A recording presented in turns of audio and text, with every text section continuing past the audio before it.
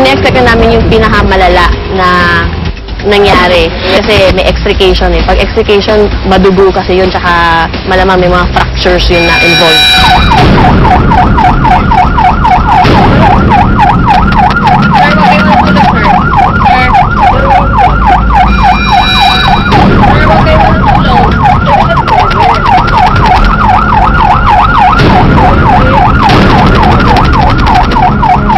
Sa initial assessment namin, walang injury sa leg and the torso down.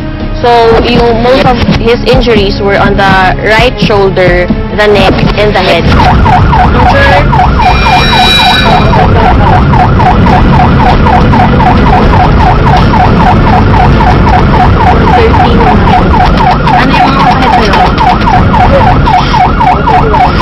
Try namin i-control yung bleeding niya nga sa bibig niya kasi nag-bleed yung gums niya, tsaka may iba pa siyang mga lacerations sa face. Yun. Kaya hindi namin siya pinapalunok or hindi namin siya pinapatulog kasi baka malunok niya yung mga yung blood niya at mag-choke siya. Ganun pa. Balakang. Likod. Sakit. Sir, nawawala po ba? Kung ba kayo? Ha? Hindi? Ang mga bubog, nararamdaman mo? Ay, kung positive kang nawalan ng malay at positive kang sumuka, ibig sabihin nun, may involvement na yung brain sa injury mo. So, either namamagana yung brain mo or either may bleeding na sa loob. Ito tayo sa OSMAT. Pagdating namin ng ospital, ang unang sinabi sa amin nung doctor, huwag namin tatanggalin muna dun sa spine board yung patient. Kasi since hindi pa nga nila ma-assess kaagad kung may spine injury. So pinalipat lang siya sa amin sa ibang spine board. Tapos hindi din pinaalis yung C-collar niya since hindi pa rin nga nila ma-assess kung may involvement din yung neck.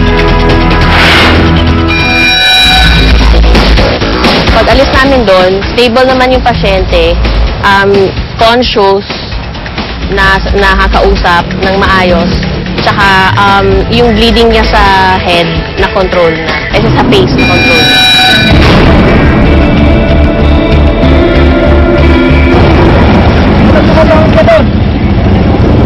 Accident prone po at napakarami ng aming datos ng mga aksidente dito. Masyado kasi mabilis ang mga takbo ng sasakyan dito. It's a highway, long stretch highway po. At saka karamihan po dito ng mga nadaan yung mga malalayong biyahe.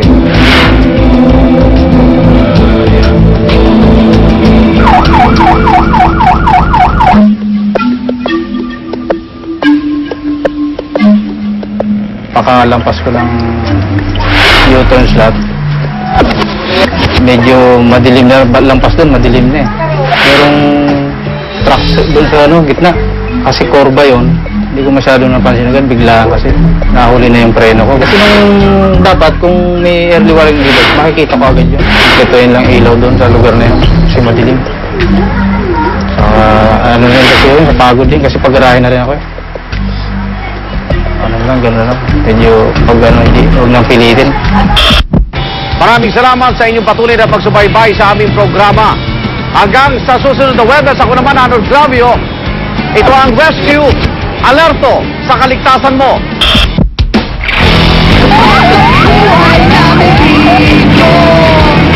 Alerto!